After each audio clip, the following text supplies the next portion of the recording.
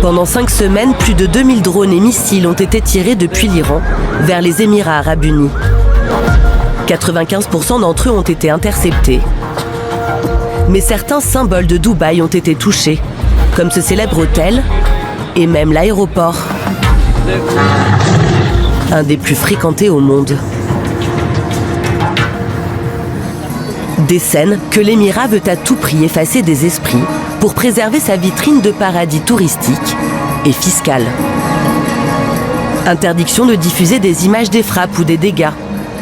Des influenceurs et des journalistes ont été arrêtés pour avoir, d'après les autorités, porté atteinte à la réputation de Dubaï.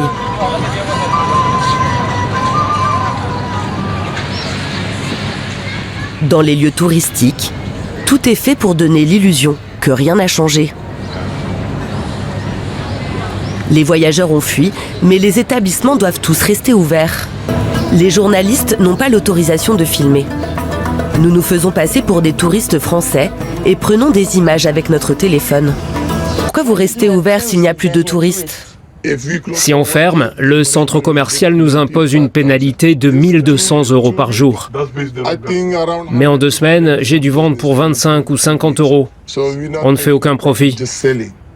L'agence de mannequins d'Alexandre a vu son activité baisser de 70%. Normalement, c'est 4-5 mannequins qui attendent sans arrêt. Et là, malheureusement, il n'y a qu'une personne parce que toute l'industrie, elle est au calme. La guerre au Moyen-Orient rebat toutes les cartes. Alexandre veut aujourd'hui vendre son agence et créer une nouvelle entreprise qui lui permettrait de travailler n'importe où dans le monde. Ça me force à me réveiller. On est dépendant de ce qui se passe maintenant en Iran.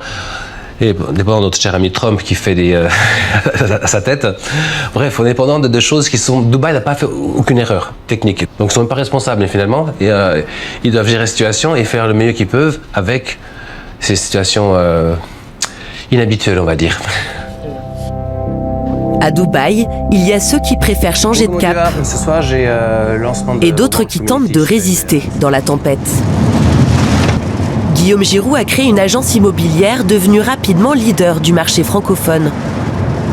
En 6 ans, il a réalisé plus de 3000 transactions, 1 milliard d'euros de ventes. Là, pour l'instant, il n'y a pas encore d'offres vraiment à prix très réduit. L'entrepreneur de 36 ans veut croire que Dubaï continuera à tenir ses promesses.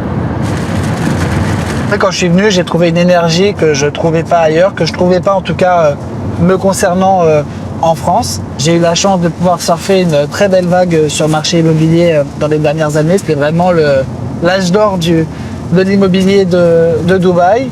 J'ai rencontré ma femme. Donc moi j'ai construit vraiment toute ma vie ici et c'est la raison pour laquelle je resterai jusqu'au bout.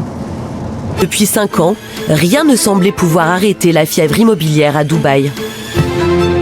Suite au Covid, les acheteurs étrangers se sont rués sur l'Émirat, attirés par l'absence de taxes dans ce secteur.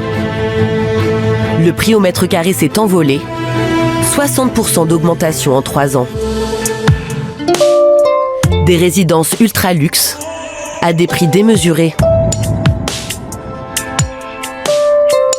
18 millions d'euros pour cette villa de 1800 mètres carrés, avec plage privée. Le conflit avec l'Iran fait vaciller un des piliers de l'économie dubaïote.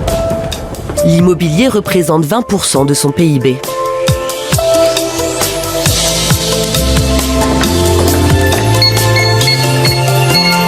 Pour Guillaume Giroux, le revirement est brutal. Hello. Bonjour. How are you? La moitié de ses salariés a quitté Dubaï en attendant la fin du conflit. On va faire un petit point? Il a conclu péniblement une dizaine de ventes au mois de mars, contre 120 en janvier.